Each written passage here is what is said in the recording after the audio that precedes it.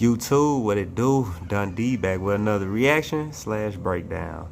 This is Johnathan Hay, and he's a publicist. He worked with a lot of people in the industry, Rihanna, and I believe Drake, and a few others. So this video is him talking about Jay-Z, Rihanna, exposing some Masons. He bring up P. Diddy. He talks about Whitney Houston, talks about Drake, and we may go into Biggie at the end of the video. So without further ado, let's get into this reaction. Glorifying, sex, drugs, the good life, the good times. Like, that's what his music is about. Man, hold on 1 second. Sorry about that. And you still see him out and partying and whatnot, right? You're not seeing Jay-Z do that, right? He's not glamorizing anything like he used to. So if I were to say anything about Jay-Z positive, that would be it. It does seem like his life has changed since his daughters were born, right? At least his public persona. At least his public persona, right? But Drake, I would say, is a lot like Diddy in that way. He's a partier, and he seems to like that kind of lifestyle. The fact that you mentioned Jay-Z, I want to actually ask you a question about Jay-Z. Mm-hmm. You said in that interview with Jaguar Wright and Real Life Productions, you stated that you were actually the one responsible for spreading the rumor that Jay-Z and Rihanna had hooked up. Now, my question to you is, do you believe that at all? Did you believe that rumor before you said it, before you claimed it?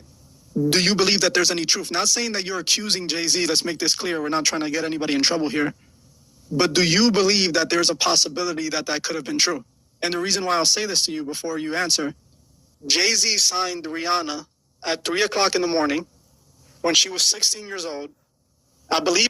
I got a video short about this. Check out my video short. The meeting around 3, 4 in the afternoon. We signed it by 3 in the morning. Wow. That day, I was absolutely certain. How often Witching hour too. Witching hour. does that happen? I mean, that's not often. That's unheard of, right? That's not. Yeah. I mean, to get lawyers to draft up contracts and then the other side to agree to contracts in 10 hours that's retarded. So now I'm going to go ahead and roll you guys. Yeah, the contracts. It's all about the contracts, y'all. Look, this ain't no game. But listen to Rihanna now. Now listen to Rihanna out of her own mouth. It's this clip of Rihanna talking about being threatened to sign her recording contract with Jay-Z. And you guys let me know what you guys think about all this in the comments. Before I met him, I was so nervous. I was shaking literally. But the moment I walked into the office, the atmosphere was so warm and welcoming. And you had to sing a cappella for him? Yes, I had to sing. I sang Fun Replay. I sang another. It was in a hotel room, but it could have been in the office, in the record label office. She was also discovered in a hotel room. That's what it was. She was discovered when she was a teenager in a hotel room. I forgot the producer's name, but he was vacationing in Barbados, right? And he discovered Rihanna in a hotel room, had her audition, her and 2 other girls in a hotel room. Now, to me, with my investigation and my, the way I look at things, a 16-year-old girl in a country like Barbados with people with money like this usually go over there to have fun. You know what I'm saying? Mm-hmm. So without, saying anything that would get you in trouble, can you explain why you made that, that PR move and said that Drake and Rihanna had, not Drake, Jay-Z and Rihanna had something going on? And then can you tell me if you believe any of that could be a possibility? So as far as the rumor, I came out and said that I started the rumor a long time ago because I was told that I would be rewarded significantly. Okay. For coming out and saying that I started the rumor and it stuck. I was to be the one that was to fall on the sword, so to speak. Okay. And it's like, for the very reasons that I told you why I couldn't really, do anything. I had to make compromises like that all the time because my life depended on it. My bills depended on it. My food, my drink, my loved ones depended on it. That's my career. It's my job. Like, it's all I've ever done. What am I supposed to do? Right? So when I come out there and I would openly admit it, like I started the rumor, there was reasons, for me saying that, right? But at the same time, when we put out the rumor, it wasn't just me that put it out. There was other people involved that came up with the idea of putting that out. When I was first introduced to the Rihanna project from a producer, the first thing he said to me was, "She looks like Beyonce," and she did. She was 16 at the time, and she looked very much like she was trying to look like Beyonce. So that. Hold on, guys. Holy, sorry about that, y'all. All right, we're going in. We good. Was very strange, right? And then I started hearing her music and loving it and promoting it. Then the Becoming Beyonce book comes out in 2015, and it talks about me being the person who put out the rumor, and went viral back then in 2015. I went on Inside Edition. But let's stop it for a minute. So what we're seeing is Publicist working with these major artists, creating these stories, completely fake stories that are not real, just to boost the artist's fame, boost the clout, what have you, right? So the Publicist got the job to create an image and perpetuate a stereotype for these artists that are viewed by the youth, by the kids, and they eat up the drama. So they eat up the news, and when they think it's real, they involve a lot of that to, adding it to the artist's image. So let's get into it. I apologize for putting out the rumor. It was the rumor would not go away. Rihanna was romancing Jay-Z behind Beyonce's back. But now, at last, we can put that rumor to rest. Did Rihanna and Jay-Z have an affair? No. It was all publicity stunt. Johnathan is a music industry publicist, says he made up the whole affair to get attention for Rihanna's first single back in 2005. He makes that shocking revelation in the new book, Becoming Beyonce, an unauthorized biography by best-selling author J. Randy. But a lot of people don't think it's a rumor. A lot of people still think they was, doing the do. My thing is, a lot of bug breaking going on, so it really don't matter if Jay-Z and Rihanna was, doing the do. What matters is the image they portraying, what they really promoting out here as an image. So, truthful or not, kids are eating it up. Damn, it's raining. Yeah, it's raining outside. I was desperate at the time because I wanted to have a hit record. The rumor caught fire. So much so, Jay-Z and Beyonce, who were dating at the time, broke up for a year because Beyonce wanted no part of a love triangle involving Rihanna, the book claims. She was 17 years old. You picked a potentially dangerous way to promote a new artist. Agree. Yeah, we were young and stupid. And since that day, I'll get emails, these random emails, at least 3 or 4 times a year, of people who's claiming that Rihanna has been trafficked, right? And at first, I would get annoyed, and I would be like, you guys don't know what you're talking about. Earlier this year, March, it was in March, and this person told me that he wanted to reach out to Rihanna. I told him I didn't know how anymore. But he said that she's been trafficked, blah, blah, blah, blah. And it just really, it stuck. And this is before I was doing an interview with Jaguar, right? This is before I came out and spoke about this stuff. And I even argued with that guy. I was like, just stop reading the internet, watching, all these different conspiracies about her being trafficked. There's no way that it's true. And I got really, really frustrated and argued with this guy. And I was like, you're just a fan, you're just a super fan, whatever. But then I started to really think about it. And then I started to realize how much that has happened. That's never happened with any other artists I've worked with. Nobody's ever said so-and-so's being trafficked, or has been trafficked, or escaped from a trafficking ring. I've never heard that about anybody but her. And my thing is like, okay, well, I don't know other artists I've worked with. Nobody's ever said so-and-so's being trafficked, or has been trafficked, or escaped from a trafficking ring. I've never heard that about anybody but her. And my thing is like, okay, well, I don't think that she's being trafficked now. She's a billionaire. She can get her own lawyers. She could get away, not trafficked now, but I don't think that she's trying to get away from Jay-Z. But I don't know. It's like all this is just getting stranger and stranger, like every day, especially like with what we're seeing with Diddy. You're talking about one of the most powerful people in hip hop, the same level as Jay-Z. It's like everybody says that he's next. So we'll see. I just know what I've dealt with when people have come and told me, it's always been And let me stop that. So I'm not into gossip too much. But just keeping up with the internet scene, the YouTubers are saying, the gossip YouTubers are saying Jay-Z is next on the list to be exposed. Not sure how true that is, but I do think myself my guy was in a lot of weirdo stuff. I do. Participating in the trafficking, stuck in traffic. Participating in stuck in traffic and the PDF files as well. Yes, sir. Collecting PDF files. Yes, sir. I do believe that. Or think that. Allegedly. Let's say allegedly. Alright? Allegedly. Let's finish off the video. very strange, you know? But what's more strange is the fact that these people have told me these strange things. And people who don't know each other, right? You know, they're not related or they're not connected. And they're reaching out for positive and trying to help a situation. And I always shut it down. Like, I don't know what you're talking about. Call the authorities.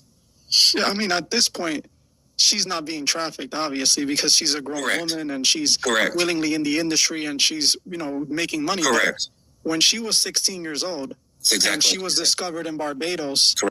Man, how do we know these grown ass celebrities are not getting trafficked? Man, that's what they were saying about Young Miami, allegedly. Right? Who, if you know, you know.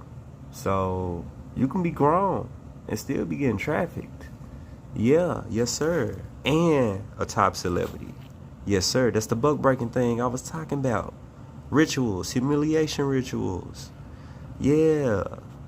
And she was in a hotel room with a grown man who we don't know what he was there for, but let's be realistic here. Men in the music industry love to go to third world countries, love to go to, or second world countries, whatever you want to call Barbados. And they like to go there and they like to have fun. They like to do things that they wouldn't be allowed to do here in America, you know? And Rihanna ended up going from there to Jay-Z's office in a matter of months. And then inside of Jay-Z's office, this isn't the only young woman at the time who people were rumoring that Jay-Z was with. If we look at Beyonce, I've already looked in. I've already found times where Jay-Z said that he basically met her 16, 17. And he didn't claim he was in a relationship with her. You know, he insinuates that he met her at that age. And if we use our mind, if we use common sense, possibility that he was already flirting with her or into that, because by the time she was 18, they were in a relationship essentially. And it's the same thing with, what was it, Little Mama? Is that the other artist that was with Jay-Z? Foxy Brown. Or Foxy Brown, yeah. Foxy Brown was Foxy Brown was 15. Exactly my point. And also, he thought Lil Mama because Lil Mama ran on stage.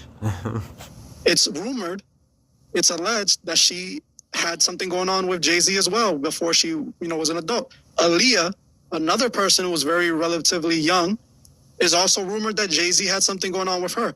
Now, we also see that Jay-Z and Diddy have a very close relationship. You know, we've seen them. Hey, and I'm just thinking to myself, y'all, just some wild stuff. What if he did something to Lil Mama? What if him and Lil Mama did something? You know what I'm saying? I mean, these parties be wild.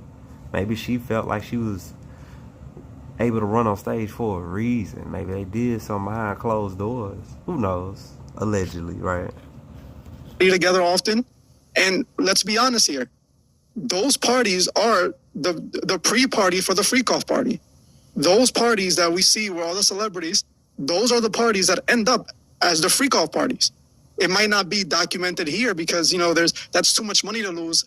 This is my theory. I don't think that we're going to see a lot of people go down with P. Diddy, specifically not someone like Jay-Z, because he still has a lot of use for the people in the industry. He still has a lot of use for those up top. But it looks like they have a very similar pattern of behavior. Now, you didn't answer the question. You don't have to if you don't want to. At any moment, did you personally feel that they could have had something going on? Jay-Z and Rihanna? You can say, okay, allegedly, definitely. Not allegedly. Okay, definitely. Mm-hmm. See, I agree with you. And see, that's what I was saying. So even if the publicist is putting out this stuff, still could be true. Still don't matter, but I think all the celebrities could be, they related and they doing freaky stuff together. Bro, that's crazy. They related and they doing freaky stuff together. Man, that's super wild. Ooh, that's super wild. 100%. That's what I believe as well. And the people that reached out to you, they essentially made you cover this up. They, like you said, made you throw yourself on the sword and take responsibility for something that you weren't even the one 100% behind the rumor. They just told you to say it, correct? Correct. And this is important because this is how the industry protects itself and cleans up. You are not at the level of Jay-Z, so they had no issues with throwing you, under the bus and blaming it on you. And if they say if it's all a rumor, then it's all a rumor, and everyone's gonna go with that story because nobody wants to believe it. Nobody wants to believe that their idols are evil or their idols are doing anything wrong. So they're already coping and making excuses for it, even when the evidence isn't. And that's the whole thing about idol worship, y'all. That's the whole thing about idol worship. It gets you in a compromising position and your mind is buck broke, because when you buck break the idol, the people who are worshiping the idol, they are not upholding anything serious or true power because that person was buck broke. So when the fans figure it out, when the idol worshipers figure it out, they discard the idol and they look for a new idol. They are given a fresh, clean slate of a new idol to put on a pedestal, and they think this guy is fresh, he's clean, and he's new.